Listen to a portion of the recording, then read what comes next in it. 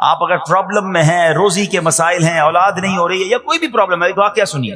حضرت امام حسن بصری رحمت اللہ تعالی بہت بڑے بزرگ، ایک شخص آیا، آ کر کہتا حضور بارش نہیں ہو رہی ہے، قحط کی پوزیشن آ گئی ہے، بارش نہیں ہو رہی، دعا فرمائیں کہ وظیفہ عطا فرمائیں.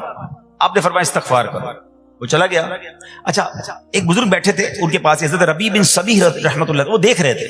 دوسرا بندہ آیا، کہتا حضور تنگ دستی ہے، کاروبار میں ڈاؤن ہے، رزق میں تنگی ہے. آپ نے فرمایا استغفار کرو. تیسرا شخص آیا، کہتا حضور اولاد نہیں ہو رہی ہے، حصول اولاد کے لیے وظیفہ لینا ہے. فرمایا استغفار کرو. چوتھا بندہ آیا، وہ کہتا ہے کہ حضور میرے باغ میں فصلوں میں پیداوار کی کمی ہے. فرمایا استغفار کرو. حضرت ربیع بن صبیح کہتے ہیں حضور پہلا بندہ الگ پرابلم لے کر آیا، دوسرا الگ، تیسرا الگ، چوتھا الگ، چاروں کو ایک ہی دوائی، چاروں کو ایک ہی وظیفہ، استغفار استغفار. ہائے ہائے، بڑوں کی بڑی باتیں ہیں. قرآن میں بھی پڑھتا ہوں، قرآن آپ بھی پڑھتے ہیں، مگر دیکھو اللہ والے کیسے پڑھتے ہیں. کیا خوبصورت جواب دیا آپ نے. آپ فرماتے ہیں سورہ نوح پارہ 29 آیت نمبر 10 سے 12 کی آپ نے تلاوت فرمائی. اب ذرا قرآن سنیے گا. بسم اللہ الرحمن الرحیم.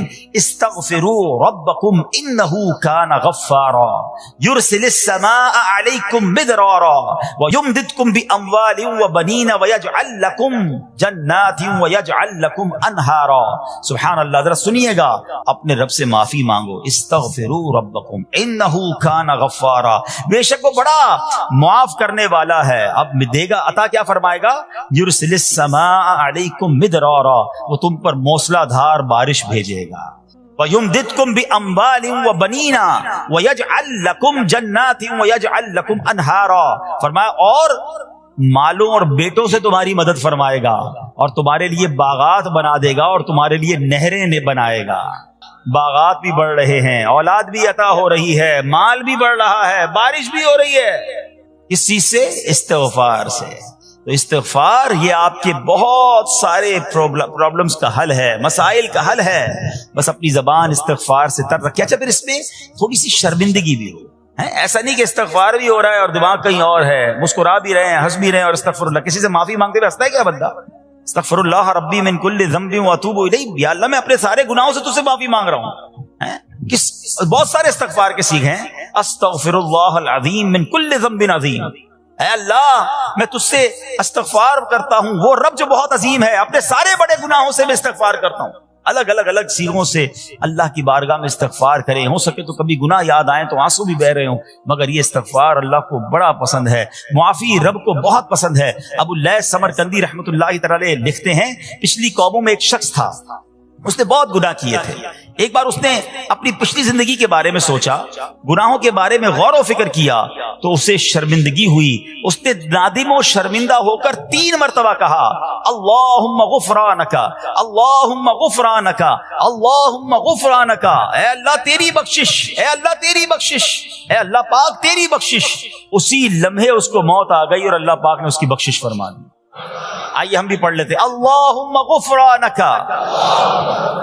اللہم غفرانک اللہم غفرانک. استغفار کرنا، توبہ کرنا، گناہ یاد کر کے شرمندہ ہونا، یہ اللہ کو کتنا پسند ہے. ایک سبحان اللہ، اس کے بارے میں چند برکتیں آپ کو بیان کرتا ہوں. بڑی عظیم برکت یہ ہے کہ اس کی بدولت بندے کا تنگی اور غم دور ہو جاتا ہے. حدیث پاک میں ہے جو ہمیشہ استغفار کرتا رہے اللہ پاک اس کے لیے ہر تنگی سے نکلنے کا راستہ بناتا ہے، ہر فکر و غم سے اسے خلاصی عطا فرماتا ہے. اس کی ایک برکت یہ بھی ہے کہ ایسے بندے کو اللہ پاک غیب سے رزق عطا فرماتا ہے. حدیث پاک میں ہے استغفار کرنے والے کو اللہ وہاں سے رزق عطا فرماتا ہے جہاں اس کا گمان بھی نہیں ہوتا ہے. اتنی مہنگائی ہے، اتنی مشکلیں ہیں، اتنی تنگی ہے، لوگ قرضے میں ہیں، کبھی ادھر جاتے ہو کبھی ادھر جاتے ہو. ارے بھائی سب کے پاس جاتے ہو، رب کے پاس کیوں نہیں جاتے؟ استغفار کرنا شروع کر دو، فرمایا ادھر سے روزی دے گا جہاں تمہارا گمان بھی نہیں جائے گا. اس کی برکت سے اللہ پاک دلوں کے زنگ کو دور فرماتا ہے.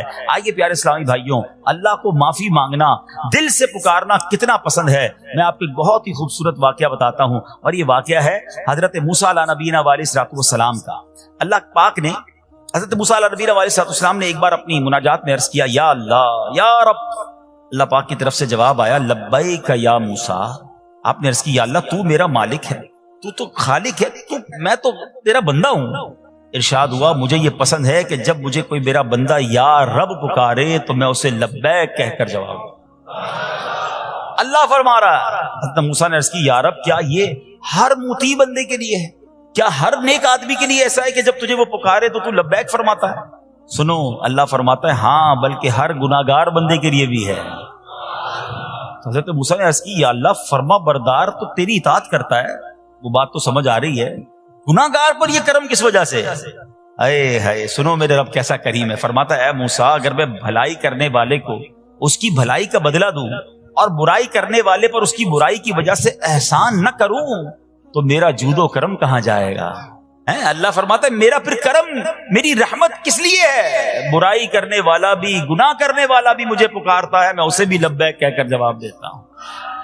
حضرت موسیٰ علیہ نبینا علیہ الصلوۃ والسلام کو ایک بار وحی نازل ہوئی کہ اے موسیٰ فلاں علاقے میں جاؤ، ہمارا ایک نیک بندہ اس کا انتقال ہو گیا ہے، جا کے اس کو غسل دو، اس کو کفن دو اور اس کا جنازہ پڑھو۔ حضرت موسیٰ وہاں پہنچ گئے اور جب وہاں جا کر آپ نے لوگوں سے کہا کہ مجھے فلاں بندے کے پاس لے جاؤ جس کا انتقال ہوا ہے، مجھے غسل دینا ہے، کفن پڑھنا ہے، جنازہ پڑھنا ہے، لوگوں نے کہا حضرت یہ تو زمانے کا گناہگار، بڑا بےہودہ، بڑا بدکار شخص تھا، آپ کو رب کا حکم تھا، آپ نے غسل بھی دیا، کفن بھی پہنایا، جنازہ بھی پڑھا، پھر رب کی بارگاہ میں عرض کی مولا بندے تو یہ کہہ رہے ہیں یہ تو بہت برا آدمی تھا، تو نے مجھے بھیجا اور فرمایا تیرا پیارا بندہ، میں نے جنازہ بھی پڑھ دیا، غسل اور کفن بھی دیا۔ اب ذرا آپ سوچیں کہ کسی کا جنازہ حضرت موسیٰ پڑھ دیں تو اس کی تو بخشش کا تو کوئی مسئلہ ہی کوئی نہیں نا، وہ تو اللہ کے نبی جس کا جنازہ پڑھے غسل دے تو یا اللہ تو نے ایسا انتظام فرما دیا۔ رب کریم کی طرف سے پتہ ہے کیا جواب آتا ہے؟ اللہ فرماتا ہے اے موسیٰ بندے سچ کہتے ہیں، یہ بندہ واقعی بڑا گناہگار تھا، جو علاقے والے شہر کے لوگ کہہ رہے ہیں نا ٹھیک کہہ رہے ہیں، یہ بندہ تھا ہی ایسا۔ کہ اللہ جب اتنا گناہگار تو اتنی بڑی مہربانی کس وجہ سے؟ ارشاد ہوا اے موسیٰ اس بندے نے مرنے سے پہلے مجھ سے 5 کلمات کے ذریعے بات کی، مناجات کی، مجھے پکارا، 5 سینٹنس تھے، 5 کلمے تھے، اور اے موسیٰ اس کی وجہ سے میں نے اس کی مغفرت فرما دی۔ حضرت موسیٰ کہتے ہیں یا اللہ وہ 5 کلمے تو بتا دے، وہ 5 کیسے جملے تھے کہ علاقے میں سب سے مشہور بدکار اور اس کا انتقال ہو تو رب مغفرت بھی فرمائے اور اپنے نبی کو فرمائے جا کے جنازہ پڑھو۔ تو آپ نے کہا یا اللہ وہ 5 کلمات بتا دے۔ اب ذرا یہ 5 کلمات سنیے گا، ایکچولی جو بات سمجھنی ہے نا، استغفار ہے کیا، معافی مانگنا ہے کیا، توبہ کیا ہے؟ اللہ فرماتا نا کہ ہم نے سنا کہ جو بندہ اللہ سے استغفار کرتا ہے اللہ اسے دیکھ کر مسکراتا ہے، اس کی وجہ یہ کہ بندہ رب کی بارگاہ میں اپنے آپ کو سرنڈر کرتا ہے، اپنے گناہ یاد کرتا ہے، اپنی کم مائگی کا اظہار کرتا ہے۔ وہ کہتے ہیں نا الندم التوبہ، شرمندگی توبہ ہے۔ شرمندہ ہو جائے نا انسان، دنیا میں پتہ کیا معاملہ ہے، ہم کسی عدالت میں جا کر کہہ دیں ہم نے جرم کیا ہے، اقبال جرم، ٹھیک ہے، تو کیا ہوتا ہے، جج کہتا ہے پھر اس کو گرفتار کرو اور سزا سناؤ، بندہ خود ہی مان رہا ہے، گواہوں کی ضرورت کیا ہے؟ دنیا کی عدالت میں اقبال جرم پر سزا ملتی ہے، میرے رب کی رحمت کی عدالت دیکھو، بندہ وہاں جا کر اقبال جرم کر لے، شرمندہ ہو جائے، معافی مانگ لے، اللہ اس کے سارے گناہ معاف فرما دیتا۔ یہ فرق ہے دنیا والوں میں اور رب کی عدالت میں، سبحان اللہ۔ وہ حضرت موسیٰ کہتے ہیں یا اللہ وہ 5 کلمے بتا، اور بتائے گئے تو وہ 5 کلمے سنیے گا ذرا۔ وہ بندہ کہتا ہے مرنے سے پہلے اے رب تو جانتا ہے میں نیکوں سے محبت کرتا ہوں اگرچہ خود نیک نہیں ہوں، یا رب تو جانتا ہے میں فاسقوں سے بغض رکھتا ہوں اگرچہ میں خود فاسق ہوں۔ سمجھ رہے بات؟ اے اللہ نیکوں سے پیار کرتا ہوں، مجھے پتا ہے میں خود نیک نہیں ہوں، میں گناہ گاروں سے نفرت کرتا ہوں حالانکہ میں خود بھی گناہ گار ہوں، کہیں بھی اپنی بڑائی نہیں ہے، میں گناہ گار، میں بدکار، مگر اللہ میں پیار کرتا ہوں نیک لوگوں سے۔ تیسرا جملہ کیا تھا؟ یا رب اگر مجھے معلوم ہو جائے کہ میرے جنت میں داخل ہونے سے تیری ملکیت میں کوئی کمی آ جائے گی تو اے اللہ میں تجھ سے پھر جنت کا سوال کرنا چھوڑ دوں گا۔ مجھے یہ پتا ہے یا اللہ تو نے مجھے جنت میں داخل کیا نا، تیری جنت میں کوئی کمی نہیں آئے گی، بہت بڑی ہے، ہم مجھے داخل بھی کرنے سے تیرا کچھ نہیں جائے گا، اگر کچھ جاتا ہوتا تو یا اللہ میں جنت تیرے سے مانگنا چھوڑ دیتا۔ چوتھا جملہ کیا ہے؟ اے رب اگر مجھے معلوم ہو جائے کہ مجھے جہنم میں داخل کرنے سے تیری ملکیت میں اضافہ ہو جائے گا تو میں پھر جہنم سے پناہ نہیں مانگوں گا، یعنی اگر تو تیرے ملک میں تیری شان میں اضافہ ہو رہا ہے مجھے جہنم میں ڈالنے سے، پھر تو میں نہیں کہوں گا تجھے کہ جہنم سے نکال، مگر مجھے پتا ہے تو پہلے ہی مالک ہے، تو پہلے ہی خالق ہے، سب کچھ تیرا ہے، مجھے جہنم میں ڈالنے سے تیری کوئی ملکیت میں اضافہ نہیں ہونا۔ اور آخری بات کیا کہتا ہے؟ یا رب اگر تو مجھ پر رحم نہ کرے گا تو پھر کون کرے گا؟ اللہ فرماتا ہے اے موسیٰ میں نے اس پر رحم کیا، یہ میرے کرم کے لائق تھا، میرے کرم کے لائق نہیں تھا کہ میں اسے ناکام لوٹا دیتا۔ جب اس نے یہ کلمات کہے تو میں نے اسے درگزر فرمایا، اس کی مغفرت فرما دی، اور میں ہی بخشنے والا مہربان۔ تو اے میرے پیارے اسلامی بھائیوں، آج وہ کام سیکھ کے جانا ہے، سمجھ کے جانا ہے، جس کو جو بندہ کرتا ہے تو رب کی رحمت گویا مسکراتی ہے۔ اب وہ یہ ہے کہ اللہ سے معافی مانگتے رہیں، استغفار کرتے رہیں، اللہ کو راضی کرنے کی کوشش کرتے رہیں، اپنے گناہوں پر ندامت رکھیں کہ جو معافی مانگتا ہے نا اللہ اسے بہت پسند فرماتا ہے۔ حدیث پاک میں آتا ہے التائب من الذنب کمن لا ذنب له، گناہوں سے توبہ کرنے والا ایسا ہے جیسا اس نے گناہ کیا ہی نہیں ہے۔ اچھا، اب ایک اور بہت پیارا عمل جس کو دیکھ کر اللہ مسکراتا ہے، وہی میں نے جو تفسیر بتائی کہ اللہ کی رحمت راضی ہو جاتی ہے اور اللہ کی رحمت برستی ہے، رب راضی ہو جاتا ہے۔ نبی پاک علیہ الصلوۃ والسلام نے فرمایا 3 بندے ہیں اللہ پاک انہیں دیکھ کر مسکراتا اور کیا ہوتا ہے، فرمایا اور بہت خوش ہوتا ہے۔ اب وہ 3 بندے کون سے ہیں چیک کر لیں ہم ان میں ہیں کہ نہیں۔ فرمایا نمبر 1 وہ بندہ جو رات کو اٹھے، بستر چھوڑے، اچھی طرح وضو کرے، پھر نماز پڑھنے کھڑا ہو جائے، اسے دیکھ کر اللہ پاک فرشتوں سے فرماتا ہے اے فرشتوں بتاؤ میرے بندے کو نیکی پر کس نے اکسایا ہے؟ فرشتے عرض کرتے ہیں مولا تو بہتر جانتا ہے۔ اللہ پاک فرماتا ہے ہاں میں جانتا ہوں مگر تم مجھے بتاؤ۔ فرشتے عرض کرتے ہیں اے مالک کریم تو نے اسے ایک چیز یعنی جہنم کا خوف دیا ہے، یہ اس سے ڈرتا ہے۔ اے اللہ تو نے ان کو ایک چیز جنت کی امید دلائی ہے، یہ اس کی امید رکھتا ہے۔ اے اللہ یہی خوف اور امید ہے جس نے اسے رات کی نیند قربان کر کے تیرے حضور کھڑے ہونے پر ابھارا ہے۔ اب اللہ پاک فرماتا ہے اے فرشتوں گواہ ہو جاؤ، یہ جس چیز سے ڈرتا ہے یعنی جہنم سے ڈرتا ہے، میں نے اپنے اس بندے کو اس سے امن بخشا، اور جس کی امید رکھتا ہے یعنی جنت کی، میں نے جنت اس پر واجب کر دی۔ رات اٹھ کر جب دنیا سوئی ہو بندہ اٹھ کر تہجد کی نماز ادا کرے، اللہ کی بارگاہ میں آنسو بہائے، اللہ فرشتوں کے سامنے گویا فخر فرماتا۔ دوسرے نمبر پر سنو، فرمایا دوسرا وہ شخص جو حق و باطل کی لڑائی میں شریک ہوا، ثابت قدم رہا، یہاں تک کہ شہید ہو گیا، یا اللہ پاک نے اسے فتح عطا فرمائی، اللہ اس بندے کو دیکھ کر بھی مسکراتا ہے۔ جہاد کرنے والے مجاہدین یا تو شہید ہو جائیں یا غازی ہو کر لوٹے اللہ کی رضا کے لیے، اللہ کی رحمت ان پر بھی چھما چھم برستی ہے۔ اور تیسرے نمبر پر فرمایا تیسرا وہ بندہ جو رات کو سفر کرتا ہے، یہاں تک کہ رات کے آخری حصے میں جب کہیں ٹھہرتا ہے تو اس کے ساتھ والے سو جاتے ہیں مگر وہ کھڑا ہو کر نماز پڑھنے لگتا ہے، اس بندے کو دیکھ کر بھی اللہ پاک مسکراتا ہے۔ اجتماعی عبادت کے بڑے فائدے ہیں، اجتماع میں آنا، محفل میں آنا، دعا میں شرکت کرنا بہت اچھی بات ہے، مگر اپنی عادت ایسے بھی بنائیں کہ کچھ عبادتیں ایسی کریں کہ میں جانوں اور رب جانے۔ یہ جو رات اٹھ کر دعا کا لطف ہے، رات اٹھ کر جو نماز پڑھنے کا لطف ہے نا، جب ساری دنیا سو رہی ہے اور بندہ اپنے رب کی بارگاہ میں حاضر ہے۔ علماء کہتے ہیں دن کے نوافل کے مقابلے میں رات کے نوافل افضل ہیں، کیونکہ رات سکون ہوتا ہے، رات رکت قلبی ملتی ہے، سبحان اللہ، رحمت الہی چھما چھم برستی ہے۔ ہمیں کیا کرنا ہے کہ رات تہجد کی نماز کی عادت ڈالے۔ رمضان میں بن گئی تھی نا، سحری کے لیے اٹھتے تھے تو لوگ تہجد پڑھتے تھے، اللہ کرے کہ یہ عادت بن جائے، کبھی کبھی، اگر ہر روز نہیں ہو سکتا کم از کم کبھی کبھی کریں۔ اچھا اگر ایسی کوئی عبادت ہو بھی جائے نا پھر سب کو بتائیں نا کہ رات اٹھا تھا تو جناب دعائیں بھی کی تو آنسو بھی بہائے، نہیں، کبھی کبھی ایسا کیا کرو کہ میں جانوں اور رب جانے، اللہ سے باتیں کیا کرو۔ میں آپ کو صحیح بتاؤں، آپ مجھے ایک بات بتائیں، یہ تو آپ نے سن بھی لیا کہ اللہ کی رحمت کس قدر برستی ہے اس پر۔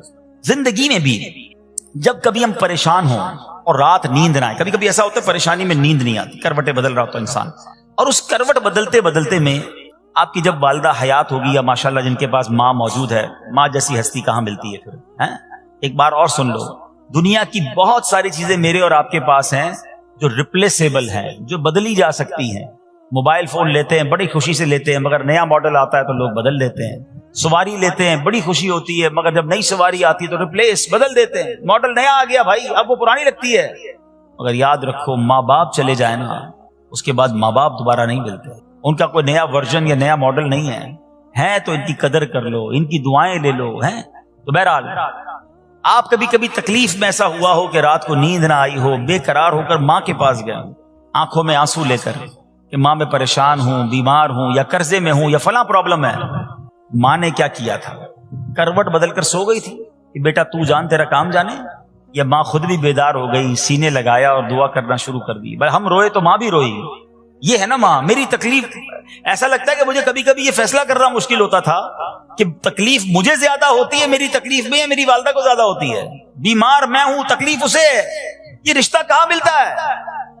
مگر مجھے ایک بات بتاؤ, جب میری تکلیف پر رات نیند چھوڑ کر بستر چھوڑ کر میں ماں کے پاس گیا, ماں نے سینے لگایا, تو اگر میں اپنا بستر چھوڑ کر آنکھوں میں آنسو لیے میری ماں سے مجھے کہیں زیادہ پیار کرنے والے رب کی بارگاہ میں چلا گیا, تو اس کی رحمت کیا مجھے مایوس کر دے گی؟ میری ماں کے دل میں جو ممتا ہے نا وہ بھی میرے رب نے ڈالی ہے, تو رب کی رحمت کتنی ہوگی. تو کبھی کبھی اللہ کی بارگاہ میں رات کے اس پہر حاضر ہوا کرو. جو پرابلم ہے آپ کی, جو مشکل ہے آپ کی, آپ یقین کریں, آپ اللہ کی بارگاہ میں تہجد کے وقت رات کے آخری پہر آنسو بہائیں, دعائیں کریں, نوافل پڑھیں, پھر دیکھیں آپ کے دل کو تسلی کیسے ہوتی ہے.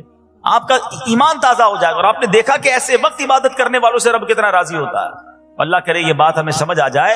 اسی طرح عظیم صحابی حضرت عبداللہ ابن مسعود رضی اللہ تعالیٰ سے روایت ہے, پیارے آقا مکی مدنی مصطفیٰ صلی اللہ تعالیٰ علیہ وسلم نے فرمایا, ایک بندہ رات کو اٹھتا ہے, اچھی طرح وضو کرتا ہے, پھر اللہ پاک کی حمد کرتا ہے, اس کی بزرگی بولتا ہے, اپنے نبی علیہ الصلوۃ والسلام پر درود پڑھتا ہے, قرآن کھول کر پڑھنا شروع کر دیتا ہے. یہ وہ بندہ ہے جسے دیکھ کر اللہ پاک مسکراتا ہے اور فرماتا ہے, دیکھو میرا بندہ عبادت کر رہا ہے جبکہ اسے میرے سوا کوئی نہیں دیکھ رہا ہے. اللہ, یہ کاش ہمیں عادت مل جائے کہ ہم اکیلے میں عبادت کریں, انفرادی عبادت کریں, میں جانوں میرا رب جانے. کبھی تلاوت کریں, کبھی درود پڑھیں, کبھی دعائیں کریں, کبھی آنسو بہائیں. سبحان اللہ, اس کا مزہ ہی اور ہے. ہاں کبھی ایسا ہونا چاہیے. ہم محفل میں عشق رسول کے عالم میں رو بھی پڑھتے ہیں, مدینے کی یاد ہو, نعت شروع ہو تو ہماری آنکھوں میں آنسو آ جاتے, یہ بھی اچھی بات ہے. مگر کبھی کبھی رات ایسی بھی ہونی چاہیے کہ دل میں ہو یاد تیری گوشے تنہائی ہو, دل میں ہو یاد تیری گوشے تنہائی ہو, پھر تو خلوت میں عجب انجمن آرائی ہو. کبھی زندگی میں ایسی راتیں بھی آنی چاہیے. وہ ہے نا, جاگ اٹھا اشکوں کا مقدر, عشق نبی میں روتے روتے کیسی گزری رات نہ پوچھو. کبھی کبھی ایسی رات بھی گزرنی چاہیے کہ آقا کی یاد میں آنسو بہ رہے ہوں, مدینے کی یاد میں, گھر والوں کو بھی پتہ نہ چلے. ہلکی ہلکی آواز میں کبھی نعت شریف لگا لیا کریں, کبھی مناجات لگا لیا کریں. ہم پتہ نہیں کیا دیکھتے دیکھتے سوتے ہیں.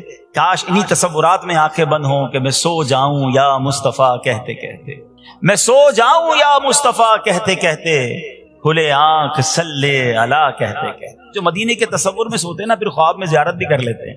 خواب کا ایک فنامنا یہ بھی ہے, آپ جس چیز کے بارے میں سوچتے ہوئے سوتے ہیں نا, عموماً گندی باتیں دیکھ کر, گندی چیزیں دیکھ کر سوتے ہیں, پھر ایسے ڈراؤنے خواب بھی آتے ہیں, انہیں ٹینشن بھی آتی ہے. فلموں میں بھی ماردار دیکھی, خواب میں بھی لڑائی جھگڑے دیکھ رہے ہیں. جو مدینے کی یادوں میں سو رہا ہے, جو باوضو سو رہا ہے, جو اللہ کا ذکر کر کے سو رہا ہے, جو نوافل پڑھ کے سو رہا ہے, پھر دیکھو خواب میں بھی کہاں کہاں کی سیر کرے گا انشاءاللہ. تو اپنی خلوتوں کو اچھا کریں, اپنے اکیلے وقت کو بھی خوبصورت کریں, آنسو بہائیں. اور سبحان اللہ, تہجد پڑھنے والوں کے چہروں پر نور بھی آ جاتا ہے.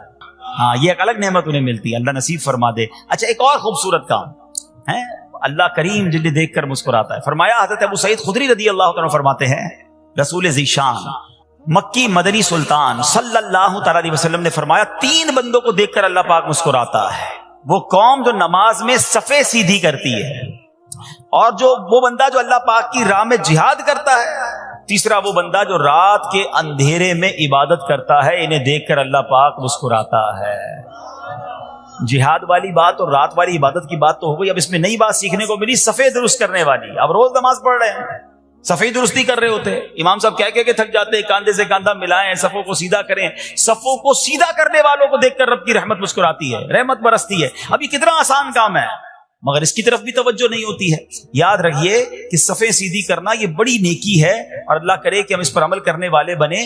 اور صفیں درست نہ کرنا ترک واجب, ناجائز اور گناہ ہے. سیدھی صفیں نہیں کرتے, نہیں, ناجائز کرتے ہیں, گناہ کرتے ہیں. صف درست نہ کرنے سے نماز ناقص رہ جاتی ہے. اور یہ بعض اوقات لوگ کہتے ہیں, یار ہمیں اس نماز میں وسوسے بہت آتے ہیں. روایتوں میں آتا ہے صف درست نہ کرنا نماز میں وسوسے آنے کا سبب ہے. صفیں ٹھیک نہیں ہوں گی نا, عجیب عجیب سی باتیں دماغ میں آئیں گی. کیوں؟ حدیث پاک میں آتا ہے, شیطان تمہارے درمیان بھیڑ کے بچے کی طرح گھس جاتا ہے. شیطان صفوں میں گھس جاتا ہے. صف سیدھی نہ کرنے میں چہرہ بگڑنے کا اندیشہ ہے. اے ہائے اب ذرا غور کر لیجئے یہ کتنا ضروری ہے۔ قرآن کریم میں ایک سورت ہے سورہ صافات، اس مبارک سورت کی پہلی آیت میں اللہ پاک نے فرمایا والصافات صفا، ان کی قسم جو باقاعدہ صفے باندھے ہوئے ہیں۔ حضرت عبداللہ ابن مسعود فرماتے ہیں یہاں صفے باندھنے والوں سے مراد فرشتے ہیں۔ حضرت جابر بن سمورہ رضی اللہ تعالیٰ عنہ فرماتے ہیں ایک دن پیارے آقا مکی مدنی مصطفیٰ صلی اللہ تعالیٰ علیہ وسلم تشریف لائے اور فرمایا تم ایسے صف کیوں نہیں بناتے جیسے فرشتے صفے بناتے ہیں؟ ہم نے عرض کی یا رسول اللہ صلی اللہ تعالیٰ علیہ وسلم فرشتے کیسے صف بناتے ہیں؟ فرمایا پہلے اگلی صف مکمل کرتے ہیں اور خوب مل کر کھڑے ہوتے ہیں۔ سبحان اللہ، مبارک ہو ان مسلمانوں کو جو صفے سیدھی کرتے ہیں، اچھی طرح کاندھے سے کاندھا ملاتے ہیں، گویا یہ فرشتوں کا کام کر رہے ہیں، فرشتوں والا کام کر رہے ہیں۔ تفسیر طبی میں ہے فاروق اعظم رضی اللہ عنہ کا یہ معمول تھا، جب نماز پڑھانے لگتے تو نمازیوں کو فرماتے صفے سیدھی کر لو، اے فلاں ذرا آگے ہو جاؤ، اے فلاں ذرا پیچھے ہو جاؤ، پھر فرماتے بے شک اللہ پاک تمہیں فرشتوں کی طرح دیکھنا پسند فرماتا ہے۔ تو صفے سیدھی رکھنا یہ فرشتوں کا انداز ہے اور اللہ کی رحمت خوب برستی ہے، گویا رب مسکراتا ہے انہیں دیکھ کر۔ تو اے میرے پیارے اسلامی بھائیوں، اور بھی بہت سارے کام ہیں جس کو دیکھ کر، جن کو کرنے سے اللہ کی رحمت چھما چھم برستی ہے۔ بہرحال جب نے 3-4 باتیں سنی ہیں، آج سے اس کو نیت کر لیتے ہیں کہ خوب اللہ کی بارگاہ میں ہم استغفار کریں گے، اپنے گناہوں پر معافی مانگیں گے، انشاءاللہ راتوں کو اٹھ کر جب لوگ سو رہے ہوں گے اللہ کی بارگاہ میں عبادت کریں گے۔